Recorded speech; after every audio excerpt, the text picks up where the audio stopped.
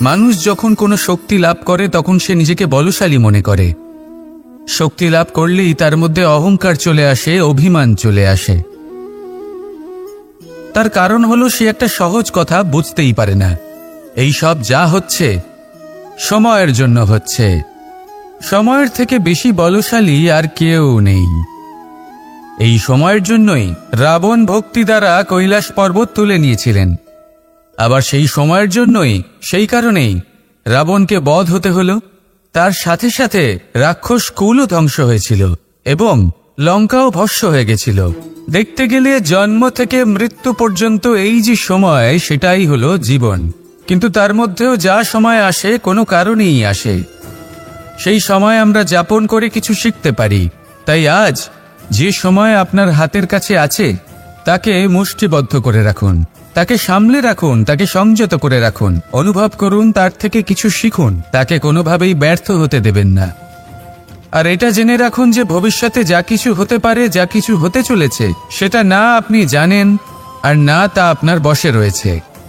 সেই জন্য আজ অহংকার বা অভিমান করে নিজের ভবিষ্যতের ক্ষতি করবেন না, সেই অনর্থক ঘটাবেন না। এটাই হলো সময়ের অর্থ।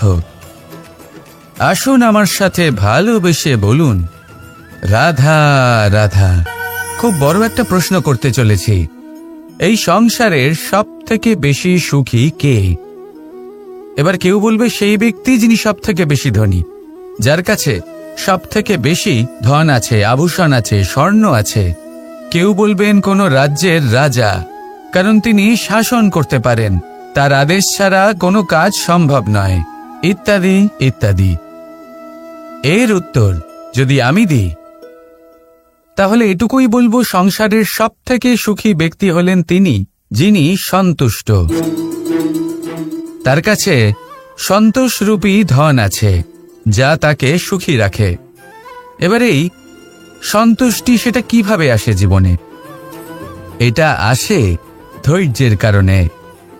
ধৈর্যের এই অনুভূতি অত্যন্ত শক্তিশালী। এই ধৈর্যই কিন্তু আমাদের ধরিত্রীকে ধরিত্রী মাতা করে তোলে। কারণ ধরিত্রী মাতা ধারণ করেন, সহ্য করেন, ধৈর্য ধরেন এবং নিজের কর্ম করতে থাকেন। সেটা ধৈর্যই ছিল মাতা সীতার মধ্যে, যা রাবণের অন্ত করে দিল। এই ধৈর্যের কারণেই নারায়ণ কূর্ম অবতার ধারণ করেছিলেন, বড় একটা পর্বতকে পৃষ্ঠে ধারণ করেছিলেন এবং সমুদ্র মন্থনকে সম্ভব করেছিলেন।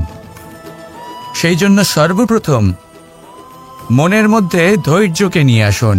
এই ধৈর্যই আপনাকে সন্তুষ্টির পথে নিয়ে যাবে, আর এই সন্তুষ্টি আপনাকে লোভ, মোহ এবং লালসার পথ থেকে দূরে নিয়ে সুখের পথে নিয়ে যাবে।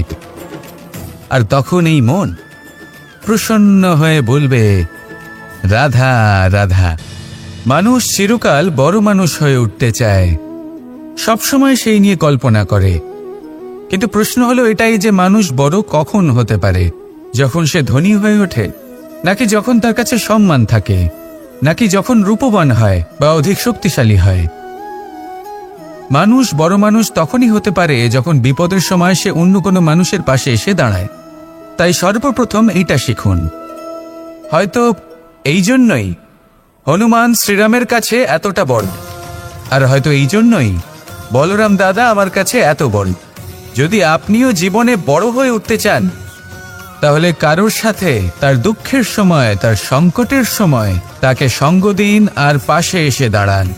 এই মন প্রসন্ন হয়ে বলবে, রাধা রাধা। আমাদের জীবনে আমরা যখনই এমন কোনো মানুষের সাথে পরিচিত হই যে বয়সে, পদে এবং আর্থিক দিক থেকে আমাদের থেকে পিছিয়ে, তখন আমরা সবাই খুব হীন নজরে তাদের দিকে দেখি। মনেই করি না যে সেই ব্যক্তির নিজস্ব একটা অস্তিত্ব রয়েছে, তার নিজেরও একটা মাহাত্ম্য রয়েছে। আমাদের মনেই হয় না যে আমাদের সামনে দাঁড়িয়ে থাকার যোগ্যতা আছে তাদের। চলুন আপনাকে একটা প্রশ্ন করি, শূন্যের নিজস্ব মূল্য কোথায়? আপনি বলবেন কিছুই না। শূন্যের আবার নিজস্ব মূল্য কোথায়?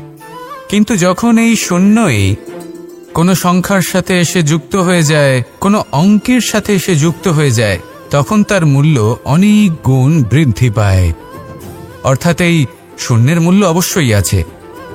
আর আমাদের জীবনেও এমন কিছু ব্যক্তি থাকেন, তাদের দেখে মনে হয় যে এদের কোনো মূল্যই নেই, কিন্তু যখন এই ব্যক্তি কারোর সাথে এসে জুড়ে যান তখন তার মূল্য সেই ব্যক্তির বৃদ্ধি ঘটায়।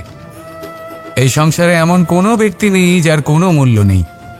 যদি আমরা ধনুকের কথা বলি তাহলে তার জন্য একটি দড়ির প্রয়োজন হয়, যেটি প্রত্যঞ্চা হিসেবে ব্যবহৃত হয়। যদি প্রত্যঞ্চা না থাকে তাহলে ধনুকের কোনো মূল্যই থাকে না। যদি প্রত্যঞ্চা না থাকে তাহলে ধনুকের অস্তিত্ব অসম্পূর্ণ থেকে যায়। এই সংসারে যে কোনো ব্যক্তি হোক বা যে কোনো বস্তু হোক, প্রত্যেকের নিজস্ব একটি মূল্য আছে। তার সম্মান করুন, সামনে অগ্রসর হন, আর আমার সাথে ভালোবেসে বলুন রাধা রাধা। যদি আপনি নিজের জীবনে প্রকৃত বন্ধু নির্বাচন করতে চান তাহলে তার আগে দর্পণ আর ছায়া এই দুইয়ের বিশেষত্বর বিষয়ে জানাটা অত্যন্ত প্রয়োজনীয়। দর্পণ কি করে থাকে? যখনই আপনি দর্পণের দিকে তাকাবেন ও শুধুমাত্র আপনাকে সত্যের সাথে অবগত করাবে, ও আপনাকে কখনো মিথ্যে বলবে না। সেখানেই যদি ছায়ার কথা বলি তাহলে দেখুন ছায়া কি করে, সব সময় আপনার সাথে থাকে, কখনো আপনার সঙ্গ ত্যাগ করে না। এবার আপনার জীবনে যদি এমন কোনো বন্ধু আসে যে সবসময় আপনাকে সত্য কথা বলবে, আপনার অপগুণের বিষয়ে যদি আপনাকে বলে কিন্তু তাও সে সত্যিই বলবে, তাহলে তার উদ্দেশ্য কিন্তু আপনাকে দুঃখ দেওয়া নয়, সে আপনার অজ্ঞানতা, আপনার ভ্রম দূর করতে চায়। যদি আপনি কোনো অনুচিত পথে চলতে থাকেন তাহলে সে আপনাকে বাধা দিতে চায়। আর যদি সেই মিত্রই ছায়া সঙ্গীর মতো হয়, সে কখনোই সুখ দুঃখে আপনার সঙ্গ ত্যাগ করবে না। তার উদ্দেশ্য হলো সবসময় আপনাকে রক্ষা করা। তাই এরকম দর্পণ বা ছায়ার মতো কোনো বন্ধু যদি আপনার জীবনে আসে তাহলে তাকে কোথাও যেতে দেবেন না, সে আপনার জীবনকে সুখময় করে তুলবে। আর যদি আপনার জীবনে উপস্থিত বন্ধু এমন না হয় তাহলে তাকে নিজের থেকে দূরে করে দেওয়াই বাঞ্ছনীয়। তাহলে দর্পণ আর ছায়ার মতো প্রকৃত এবং ভালো বন্ধুকে নিজের জীবনে স্থান দিন, আর আমার সাথে ভালোবেসে বলুন রাধা রাধা। জল হলো জীবনের আধার। যদি জল না থাকে এই সংসারের জীবনের কোনো অস্তিত্ব নেই। এই জল হলো শুদ্ধ, পবিত্র। কিন্তু যখন এই জল পরিবেশের সংস্পর্শে আসে তখন ধুলো, ময়লা, কাদা এবং অন্যান্য বস্তু দ্বারা এই জল পূর্ণরূপে দূষিত হয়ে যায়। এবার যদি এই জলের শুদ্ধিকরণ করতে হয় তাহলে আমরা এই জলকে অস্থির হতে দিই না, তাকে স্থিরভাবে রেখে দিই। আর সেটা করলে সেই জল নিজে থেকেই সকল অশুদ্ধি ত্যাগ করে দেয়, নিজে থেকেই নিজেকে শুদ্ধ করে তোলে। এটা কিন্তু আমাদের মনের সাথেও হয়ে থাকে। এই সংসারে এত সমস্যার সম্মুখীন হয়েও কোথাও না কোথাও আমাদের এই মন মলিন হয়ে যায়, এতে নেতিবাচক ভাব জাগ্রত হয়। সেই মুহূর্তে আপনি কোনোভাবে রাগ করবেন না, মন খারাপ করবেন না, তাড়াতাড়ি কোনো সিদ্ধান্ত নেবেন না, কোনো প্রতিক্রিয়া দেবেন না। শুধু নিজের এই মনকে শান্ত করে রাখবেন, শান্ত মনে দিন যাপন করবেন। যদি এটা করেন তাহলে আপনি নিজে থেকেই বুঝতে পারবেন যে কি কি অশুভ ভাব আপনার মধ্যে জাগ্রত হয়েছে আর কি কি শুভ চেতনা আপনাকে জাগ্রত করতে হবে। আপনি নিজে থেকেই এমন পথ খুঁজে পাবেন যার দ্বারা এই অশুদ্ধি আপনি ত্যাগ করতে পারবেন। আসুন আমার সাথে ভালোবেসে বলুন রাধা রাধা। প্রারম্ভ শূন্যের দ্বারা হয়ে থাকে, তা সে ব্রহ্মাণ্ডই হোক, পৃথিবী হোক, আদি ইত্যাদি হোক, সবাই নিজের অস্তিত্ব শূন্য থেকে লাভ করে।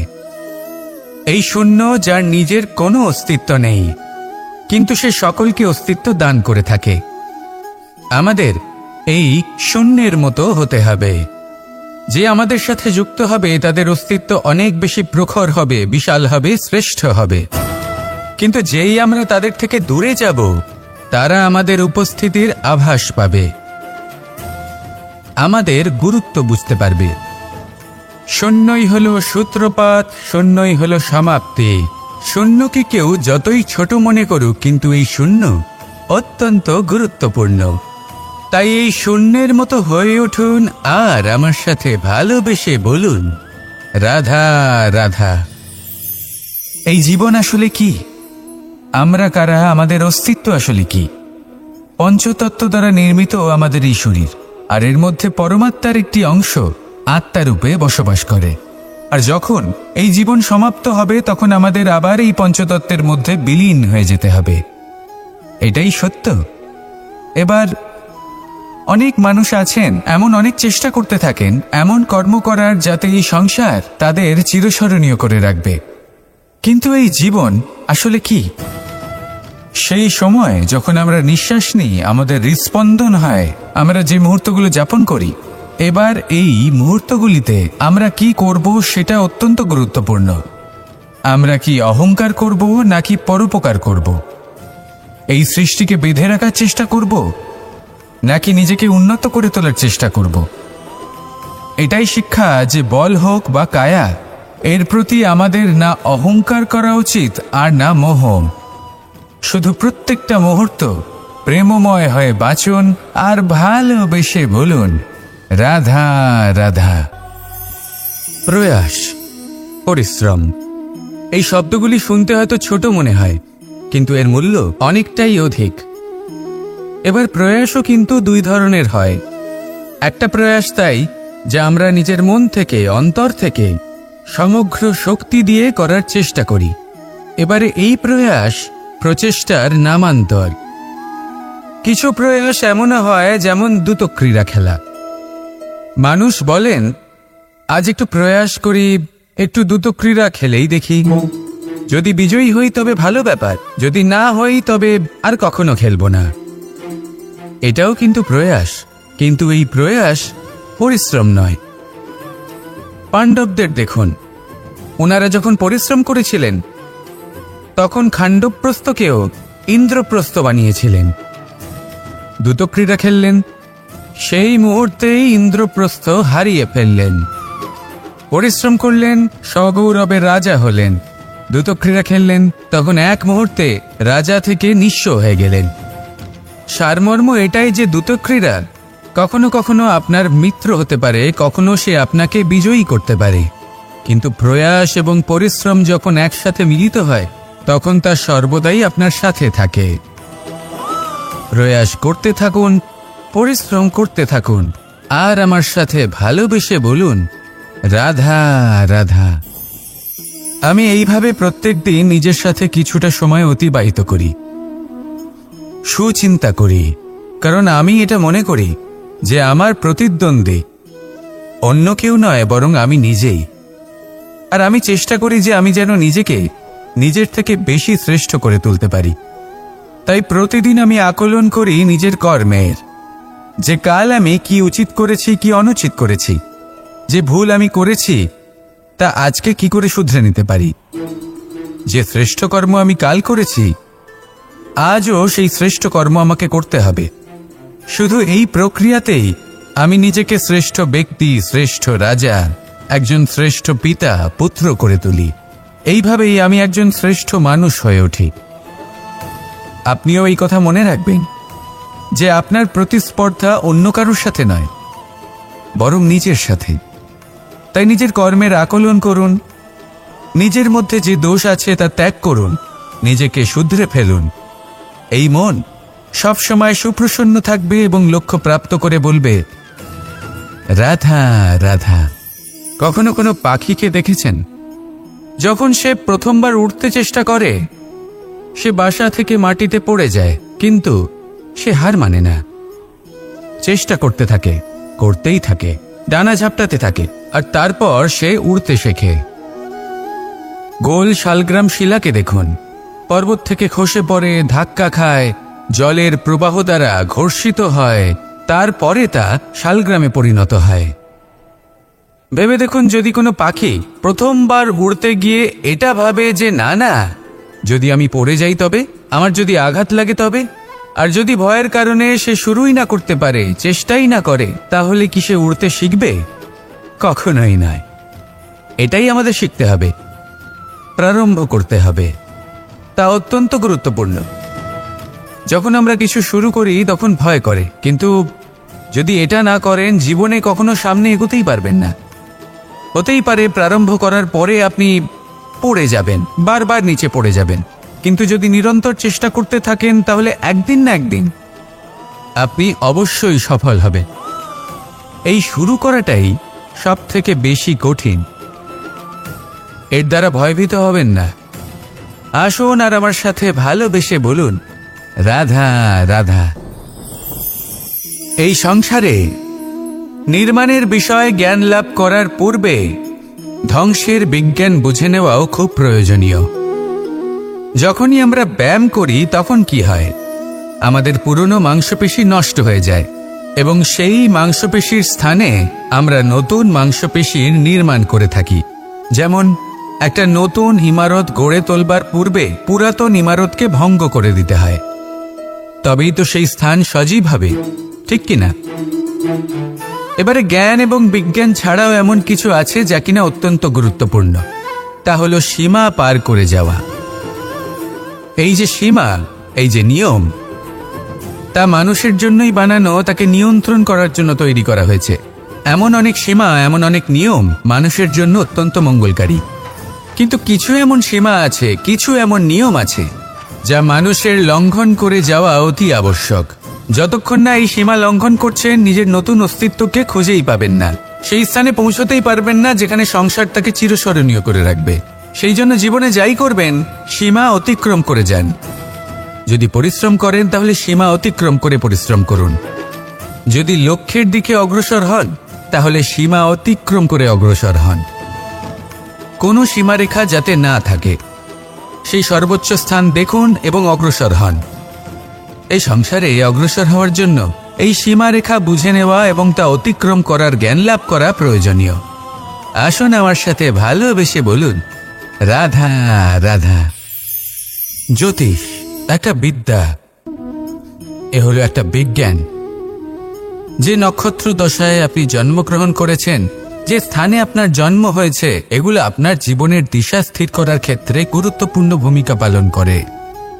কিন্তু যে রাশিতে আপনি জন্ম নিয়েছেন আর আপনার যা নাম স্থির হয়েছে, সেটা আপনার ভবিষ্যৎ নির্ধারণ করবে তা আবশ্যক নয়।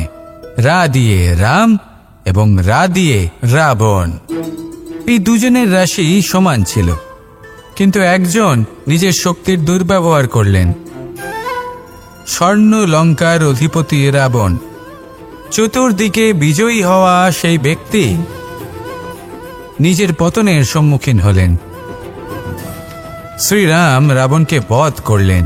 শ্রীরাম, যিনি নিজের কর্ম দ্বারা, নিজের পরিশ্রম দ্বারা ঈশ্বর উপাধি লাভ করেছিলেন, 14 বছরের বনবাস ভোগ করলেন, আর যখন বিপদে পড়লেন তখনও নিজের রাজ্যের সাহায্য নিলেন না। বনের মধ্যে নিজে বানর এবং ভাল্লুকদের নিয়ে একটি সেনাবাহিনী গড়ে তুললেন এবং রাবণকে তার কুকর্মের শাস্তি দিলেন। তাই সর্বদা এটা মনে রাখবেন, আপনার খ্যাতি, আপনার ভবিষ্যৎ আপনার কর্ম নির্ধারণ করে, আপনার রাশি নয়। তাই সবসময় শ্রেষ্ঠ কর্ম করুন আর আমার সাথে ভালোবেসে বলুন, রাধা রাধা। প্রজাপতি দেখেছেন? কি সুন্দর হয়, তাই না? এই প্রজাপতি, ওদের দিকে তাকালে নিজের অজান্তেই নিজের মুখে হাসি ফুটে ওঠে। কিন্তু এই প্রজাপতি জন্ম থেকেই এমন দেখতে হয় না। জন্ম থেকে এদের কাছে ডানা থাকে না, এরা উড়তেও পারে না। যখন একটি প্রজাপতি জন্ম নেয় তখন প্রথমে ডিম অবস্থায় থাকে সে।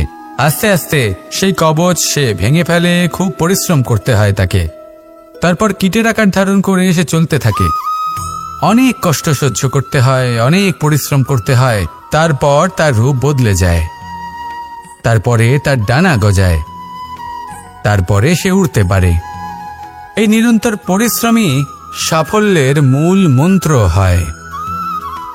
কখনো কখনো প্রতিভাও কম পড়ে যায় যদি নিরন্তর পরিশ্রম না করা হয়, যদি সমর্পণের ভাব মনে না থাকে, দৃঢ় নিষ্ঠা না থাকে।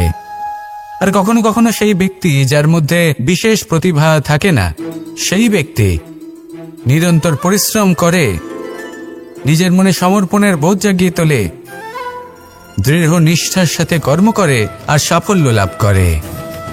সেই জন্য আপনি জীবনে যেখানেই পৌঁছে যান না কেন, নিরন্তর পরিশ্রম করতে থাকুন। তবেই আপনার ভবিষ্যৎ রঙিন প্রজাপতির মতন গগনচুম্বী হবে। তবেই এই সংসার আপনাকে দেখবে এবং নিজের অজান্তেই এই সংসার নিজের মুখে হাসি ফুটিয়ে তুলবে এবং এই সংসার আমার সাথে ভালোবেসে বলবে, রাধা রাধা। আপনি কখনো কাউকে পর্বতে আরোহণ করতে দেখেছেন? বা আপনি কখনো নিজে কোনো পর্বতে আরোহণ করেছেন?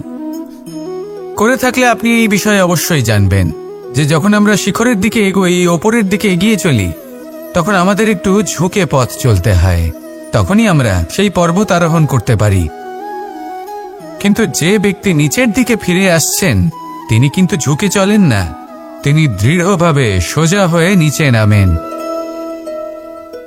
এই ভারসাম্য বজায় রাখার এই খেলাতে সংসারের একটা সার লুকিয়ে রয়েছে। যদি আপনিও জীবনে উঁচুতে উঠতে চান, শিখরে পৌঁছতে চান, তাহলে আপনাকেও নত হয়ে বিনম্র হয়ে সামনে এগোতে হবে। সেখানে যদি আপনি বুক চিতিয়ে উদ্ধতভাবে অহংকার বোধ নিয়ে চলতে থাকেন, সেখান থেকেই আপনাকে নিচে নামতে হবে। কোনো ব্যক্তি তার বিনম্র স্বভাব দেখেই বোঝা যায় যে সেই ব্যক্তি সাফল্যের শিখর দেশে আরোহণ করছে নাকি নিচে তথা খাদের দিকে যাত্রা করছে। তাই সবসময় বিনম্র থাকুন, শ্রেষ্ঠ কর্ম করুন, পরিশ্রম করুন, আর আমার সাথে ভালোবেসে বলুন রাধা রাধা। কর্ণ, সূর্যপুত্র কর্ণ, স্বয়ং সূর্যের পুত্র, দেবী কুন্তীর প্রথম পুত্র। সেই কর্ণ যার একটি বাণ আমার রথকে, সেই রথ যার উপর মহাবলী অর্জুন বিরাজমান ছিলেন, যার পতাকায় স্বয়ং হনুমান ছিলেন, সেই রথকে তার একটি বাণ ধসিয়ে দিতে পেরেছিল। দৈব কবচ কুণ্ডলধারী কর্ণ, সেই কর্ণ যুদ্ধক্ষেত্রে নিজের সমাপ্তির সম্মুখীন হলেন। কারণ কি ছিল? নির্বাচন। দুর্যোধনের সাথে বন্ধুত্ব রাখার জন্য তার অনুচিত কর্মে কোনোদিন কোনো প্রতিবাদ করেননি, তাকে সঙ্গ দিয়েছেন এই নির্বাচন। যখন দ্রৌপদীর বস্ত্রহরণ হচ্ছিল, তখন তাকে বাধা দেওয়ার বদলে নীরব থাকার নির্বাচন, তার বিরোধিতা কখনো না করার নির্বাচন, এই নির্বাচনই কারণ হয়ে দাঁড়ালো কর্ণের পতনে। এই সংসারে সবার উপকার আপনি স্বীকার করতে পারেন, তাকে সম্মানও করতে পারেন, কিন্তু তার সামনে এতটাও নত হবেন না যে নিজের অন্তর্মনের কথাটা আপনি শুনতে না পান। নির্বাচন যদি ধর্মসঙ্গত হয়, তবেই তা শুভ হয়। আসুন আমার সাথে ভালোবেসে বলুন রাধা রাধা। মানুষ ছোট হোক বা বড়, রাজা হোক বা দরিদ্র, সমস্ত মানুষের মধ্যে একটা সামঞ্জস্য থাকে। সমস্ত মানুষের কাছে তার প্রশংসা অত্যন্ত গুরুত্বপূর্ণ। সে খুবই প্রসন্ন হয় যদি আপনি তার প্রশংসা করেন, কিন্তু আপনি যদি তাকে এটা বলেন যে এটা তোমার ভুল ছিল, তোমার কিছু খামতি ছিল, তখন সেটা সে মানতে রাজিই থাকে না। সব মানুষ এটা শুনতে পছন্দ করে যে সে যেটা করেছে সেটাই সর্বোত্তম। এবার আমি আপনাকে একটা কথা বলি, এই হলো নিন্দা, এই হলো প্রশংসা, আর এই হলো সত্য, যা সবার থেকে উচ্চস্থানীয়। সেই জন্য মানুষ আয়না দেখে। আয়না তাকে তার সৌন্দর্য দেখায় না, তাকে দেখায় যা সত্য, যাতে মানুষ আরো সুন্দর হওয়ার চেষ্টা করতে থাকে। তাই আয়না অত্যন্ত গুরুত্বপূর্ণ সত্যকে জানার জন্য। জীবনে নিন্দুকের মাহাত্ম্য প্রশংসকের মাহাত্ম্যের থেকে অনেক বেশি। কেন? কারণ তারা আপনাকে আপনার খামতি দেখায়, আপনার ভুলগুলো বুঝিয়ে দেয়, আপনাকে একটা সুযোগ দেয় নিজেকে শুধরে নিতে, নিজেকে আরো শ্রেষ্ঠ করে তুলতে, যা প্রশংসক করতে পারে না। তাই জীবনে যদি কখনো নিন্দা করা হয়, তাকে ভালোবেসে গ্রহণ করুন, ধন্যাত্মক রূপে গ্রহণ করুন। যদি নিজেকে কোনো শিক্ষা দেওয়া সম্ভব হয় তাহলে অবশ্যই দিন। দেখবেন মন প্রসন্ন হয়ে বলবে রাধা রাধা। জীবনে কখনো সাফল্য আসে, আবার কখনো অসফলতা, কখনো আশা পাওয়া যায়, কখনো নিরাশা, কখনো জয় লাভ করি, আবার কখনো পরাজয়। এর পেছনের কারণটা জানা অত্যন্ত প্রয়োজনীয়। যদি আমি পরাজয়ের কথা বলি, যখনই আমরা পরাজয় লাভ করি আমরা ভাবতে থাকি যে এমন কেন হলো? আমাদের শত্রু কি বেশি শক্তিশালী ছিল, নাকি আমাদের নীতিতে কোনো খামতি ছিল? এই সমস্ত কারণের পেছনে খুব বড় একটা কারণ থাকে, আর সেই কারণ আমাদের অন্তরে সুপ্ত থাকে। ধরে নিন একটা পথ, তাতে আপনি চলছেন। সেই পথ কাঁটায় পরিপূর্ণ, কিন্তু আপনি পাদুকা পরে রয়েছেন আর আপনি হেঁটে সামনে এগিয়ে যান। এবার এমন একটা পথ এলো যা পুষ্পে ঢাকা, আর আপনি পাদুকা পরে রয়েছেন, কিন্তু আপনার পাদুকাতে একটা পাথর আটকে গেল। তখন দু পা হাঁটাও খুব কঠিন হয়ে পড়ে। এই সংসারের যে কোনো শক্তি আপনাকে পরাস্ত করার পূর্বে আপনি জানেন কে আপনাকে পরাস্ত করতে পারে? আপনার অন্তরের দুর্বলতা, আপনার অন্তরের সেই সুপ্ত শত্রু। আর সেই জন্য ইতিবাচক মনোভাব গুরুত্বপূর্ণ হয়ে পড়ে।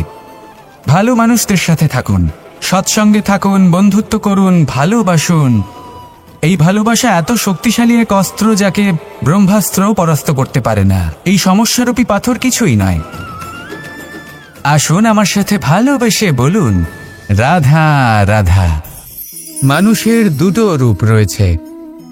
এক, আমাদের এই মুখ, যা শুধুই চোখে দেখা যায়। আর দ্বিতীয়, আমাদের এই মন, যা শুধুমাত্র অন্তরাত্মা দ্বারা দেখা যায়। এবার আমাদের এই মুখ, তা ঈশ্বর সকলকেই আগে থেকেই প্রদান করেছেন। কিন্তু এই মন কেমন হবে তা আমাদের জীবনের অনুভূতি এবং আমাদের জীবনের লক্ষ্য এগুলি সুনিশ্চিত করে। অর্থাৎ নেত্র দিয়ে দেখা যায় আমাদের এই মুখ, তা শুধুই এই কারণে প্রয়োজন যাতে সংসার আমাদের দেখতে পায়, আমাদের চিনতে পারে। কিন্তু যদি এই সংসারে আপনি প্রকৃত অর্থে মান সম্মান লাভ করতে চান, তাহলে নিজের অন্তরাত্মাকে আপনাকে বিকশিত করতেই হবে। দেখুন, কথায় আছে এই যে অসুর, তা শারীরিকভাবে উপস্থিত নয়, তা মনের মধ্যে থাকে।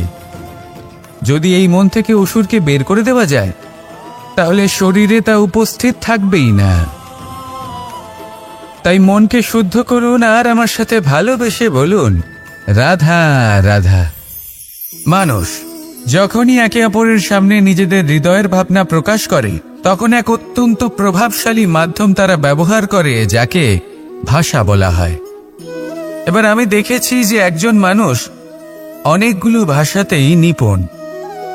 আমি এটাও দেখেছি যে মানুষ অনেকগুলো ভাষায় কথা বলে, কখনো কখনো অনেক ভাষা মিলিত করে তার প্রয়োগ করে, উচিত প্রকারে তাকে ব্যবহার করে না, না সেটাকে সম্মান করে, আর না ভাষাকে শুদ্ধ রাখে। আর এটা হলো অনুচিত।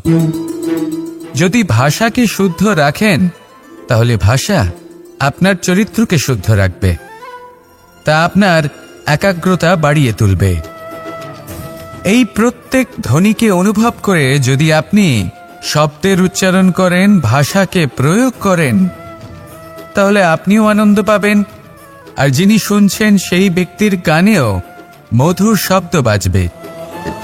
তাই মনে রাখবেন, যে ব্যক্তি ভাষার পবিত্রতাকে সম্মান করে, তাকে সংসারও সম্মান করে। ভাষাকে শুদ্ধ এবং পবিত্র রাখুন, তাহলে ভাষা আপনার চরিত্রকেও শুদ্ধ এবং পবিত্র রাখবে। আর এই মন সুপ্রসন্ন হয়ে বলবে, রাধা রাধা। এ হলো রামায়ণের সময়কালের কথা। সেতু নির্মাণ করার কাজ চলছিল। সমস্ত বানর সেনা এই কাজে নিযুক্ত হয়েছিলেন। বড় বড় পাথর তুলে নিয়ে এই বানর সেনা সমুদ্রে ফেলছিলেন। এই কাজ চলছিল। এমন সময় ছোট্ট একটা কাঠবিড়ালি এলো। ছোট ছোট মাটির ডেলা হাতে নিয়ে সাগরের কাছে যাচ্ছিল, আর বড় বড় পাথরের পাশে রেখে দিচ্ছিল, যথাসম্ভব সেখানে রেখে আসছিল। সারা দিন ধরে সে এই পরিশ্রম করেই যাচ্ছিল। এবার শ্রীরাম তার এই কাজ দেখতে পেলেন। সেই ছোট্ট কাঠবিড়ালিটিকে নিজের হাতে তুলে নিলেন এবং অত্যন্ত ভালোবেসে তার পিঠে হাত বুলিয়ে দিলেন। কথায় আছে যে কাঠবিড়ালির পিঠে যে দাগ আছে, সেই 3টি দাগ এসেছে শ্রীরামচন্দ্রের 3 আঙুলের থেকে। যে কাজ আপনি করছেন তাতে সমস্ত শক্তি প্রয়োগ করুন, যতটা আপনার সামর্থ্য রয়েছে। যতটা আপনার প্রতিভা রয়েছে সম্পূর্ণভাবে উৎসর্গ করে দিন। ঠিক এমনভাবে কর্ম করুন। সেই কাঠবিড়ালি কিন্তু তাই করেছিল। সেই জন্য শ্রীরামের সাথে সেও সেই কাহিনীতে অমর হয়ে গেছিল। সম্পূর্ণ শক্তি প্রয়োগ করুন, সম্পূর্ণ সামর্থ্যের সাথে কর্ম করুন, কারণ এটাই হলো শ্রেষ্ঠ পথ কোনো কর্ম করার। আসুন আমার সাথে ভালোবেসে বলুন, রাধা রাধা। এই সংসারে যখন সাফল্যের পথে আপনি অগ্রসর হবেন, তখন আপনার পরিশ্রম, একাগ্রতা, সাহসের সাথে সাথে সমাজের মানসিকতাও সহ্য করতে হবে। প্রত্যেক ব্যক্তি কিছু না কিছু ভাবেন, কিছু না কিছু বলেন। কিছু মানুষ এমন আছেন যারা ভাববেন যে আপনি কিছুই করতে পারবেন না। তারা আপনার নিন্দা করবেন, আর এই নিন্দার কথা ভেবেই আমরা ভয়ভীত হয়ে পড়ি। সেই কারণে নিজেদের আশা, নিজেদের বিশ্বাস হারিয়ে ফেলি। এবার যদি সেই নিন্দার ভয়ে আমরা লক্ষ্যচ্যুত হই, তাহলে সেটা অনুচিত। সেই জন্য জীবনে শুধু পরিশ্রম করতে থাকুন, সামনে এগোতে থাকুন। যেই দিন আপনি আপনার লক্ষ্য লাভ করবেন, সেই প্রত্যেক ব্যক্তি যারা নিন্দা করছিলেন তাদের দৃষ্টি আপনা থেকেই পাল্টে যাবে, ঠিক কিনা? এই সংসারকে যা প্রাণ চায় তাই বলতে দিন। যদি আপনি কারোর কথা শুনতে চান, তাহলে নিজের অন্তরের কথা শুনুন।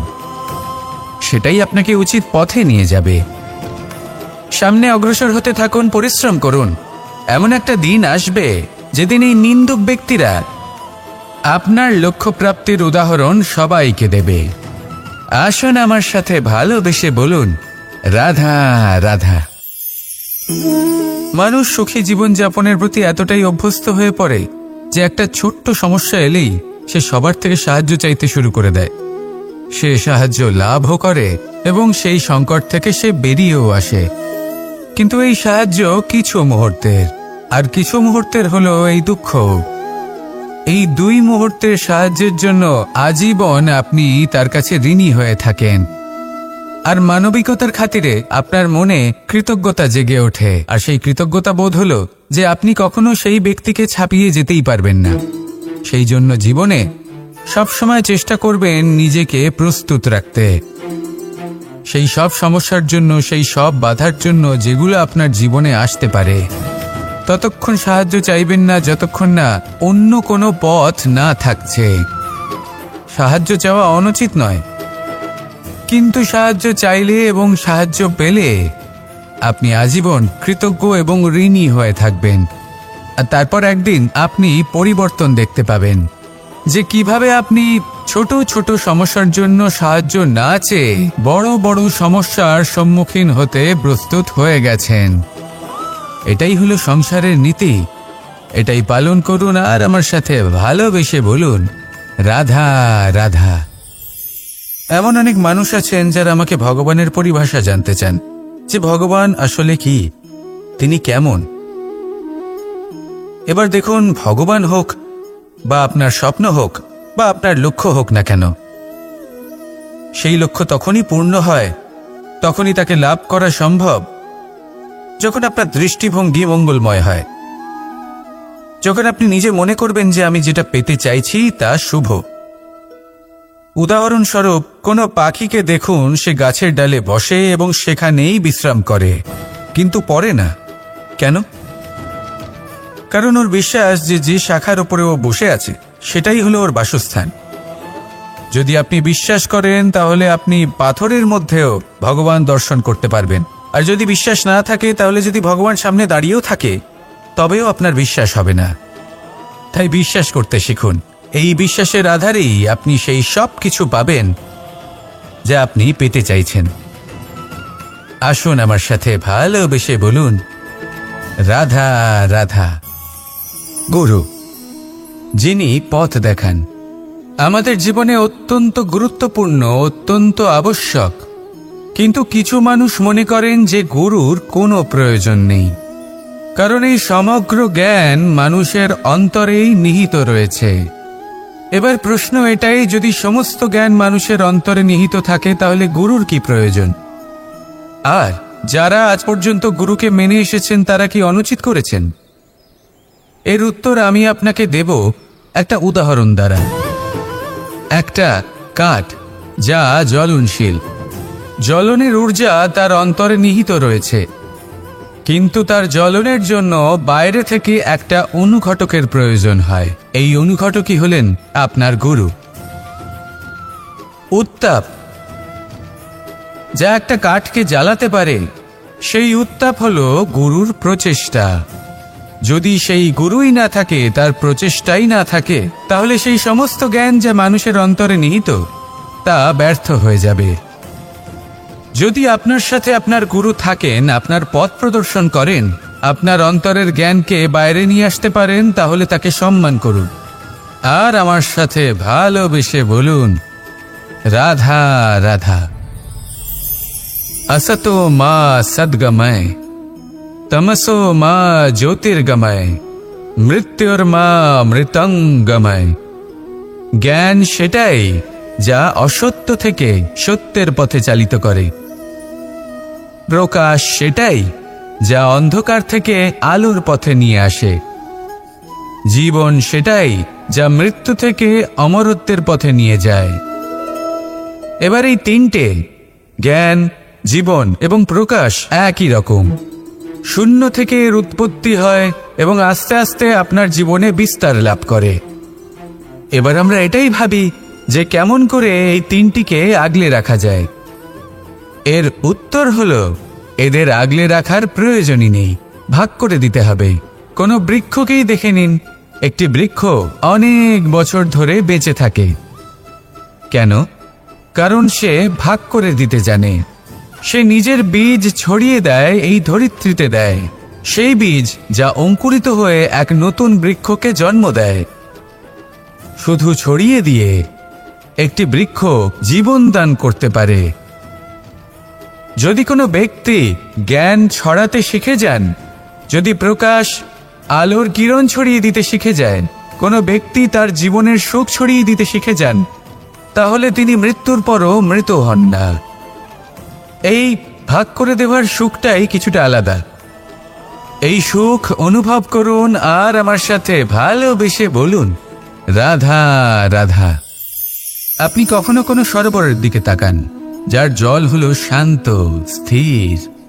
আপনি স্পষ্ট দেখতে পাবেন সেই সরোবরের তলদেশে কি রয়েছে। তাতে সাঁতরে বেড়াচ্ছে সুন্দর মাছ, চকচকে কিছু পাথর, স্বর্ণরূপী বালি, সবই আপনি দেখতে পাবেন। কিন্তু যখনই আপনি একটা ছোট্ট পাথর তুলে সেই জলে ছুঁড়ে ফেলবেন, তখন সেই জল বিচলিত হবে আর সেই স্পষ্টতা ন্যূনতম হয়ে যাবে। তারপর কিছুই স্পষ্টভাবে দেখা যাবে না। এই ঘটনা মানুষের সাথেও ঘটে। মানুষ যদি বিচলিত হয়ে পড়ে, তখন সে বুঝতে পারে না যে বর্তমানে কি হয়ে চলেছে আর ভবিষ্যতে কি করা উচিত। কিন্তু সেই মানুষ যদি শান্ত থাকেন, স্থির থাকেন, ধন্যাত্মক থাকেন, তাহলে নিশ্চিত রূপেই বুঝতে পারবেন যে বর্তমানে কি করতে হবে আর ভবিষ্যতে কি করতে হবে। তাই নিজের মধ্যে সেই স্থিরতা আনুন, সেই ধৈর্য ধরুন, নিজেকে শান্ত রাখুন আর সবার মধ্যে ভালোবাসা ছড়িয়ে দিন। এই মন প্রসন্ন হয়ে বলবে, রাধা রাধা। সম্পর্ক এ হলো এক বন্ধন যা আমাদের এক সূত্রে বেঁধে রাখে। কিন্তু এমন কিছু ব্যক্তি থাকেন যারা এই সম্পর্কের বিষয়ে নিজস্ব একটা ধারণা করে ফেলেন যে সম্পর্ক এরকম হওয়া উচিত, সম্পর্ক সেরকম হওয়া উচিত। আমি এই সম্পর্কের জন্য কত কিছু করেছি এই ব্যাখ্যা করতে থাকেন আর তার বদলে অনেক কিছু প্রত্যাশাও করেন। কিন্তু সত্য হলো এটাই যে সব সম্পর্ক একরকমের হয় না, কিন্তু প্রত্যেক সম্পর্কের একটা বিশেষত্ব থাকে। যেমন চোখ আর নাকের এই সম্পর্ককেই দেখুন। চোখের সব থেকে কাছে কে আছে? নাক আছে। কিন্তু এই চোখ দিয়ে এই নাককে আমরা দেখতেই পাই না। তবে কি ধরে নেব এই সম্পর্কের কোনো মূল্য নেই? এমনও নয়। ঠিক এইভাবেই যদি কোনো ব্যক্তি তার আবেগ আপনার কাছে ব্যক্ত করতে না পারে বা প্রকট করতে না পারেন বা আপনাকে বোঝাতে না পারে, তাহলে তার মানে এটা নয় যে তার সাথে আপনার সম্পর্কের তিক্ততা রয়েছে। এমনটা কখনোই নয়। শুধু চোখ আর নাকের এই সম্পর্কের মতোই হলো আমাদের জীবনে আমাদের আপনজনের সাথে সম্পর্ক। যদি কারোর ব্যবহার আপনার প্রতি অনুচিত হয়, বা যদি কেউ অনুপস্থিত থেকে থাকে বা কেউ যদি আপনাকে বুঝতে না পারেন তাহলে